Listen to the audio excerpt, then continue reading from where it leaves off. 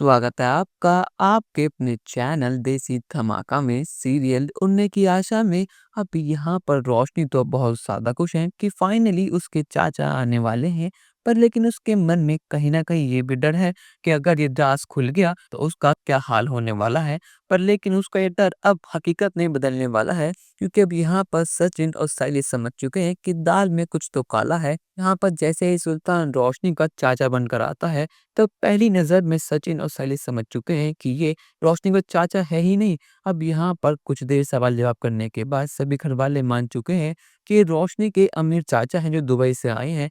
पर लेकिन सचिन समझ चुका है कि ये पूरी दाल ही काली है। इसलिए सचिन जानबूझकर सुल्तान से सवाल करता है जिसका जवाब वो दे ही नहीं पाता और उसका पर्दाफाश हो जाता है। अब यहाँ पर सभी घर वालों के होश उड़ जाते हैं और तेज सबके सामने रोशनी को थप्पड़ लगाता है और कहता है कि रोशनी ये सब क्या है?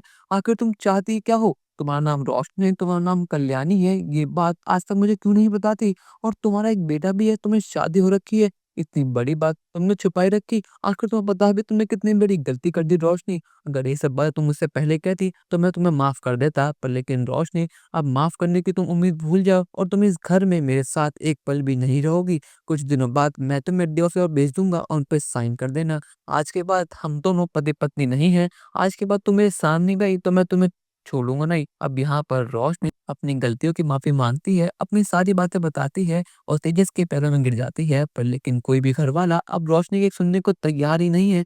पर लेकिन दोस्तों, क्या यहाँ पर रेणुका और तेजस मिलकर रोशनी को माफ कर पाएंगे, या फिर रोशनी को हमेशा हमेशा के लिए ये घर छोड़कर जाना होगा? अपनी राय हमें कमेंट सेक्शन में जरूर बताइएगा और चैनल को अब तक नहीं किया सब्सक्राइब तो कर लीजिए। धन्यवाद।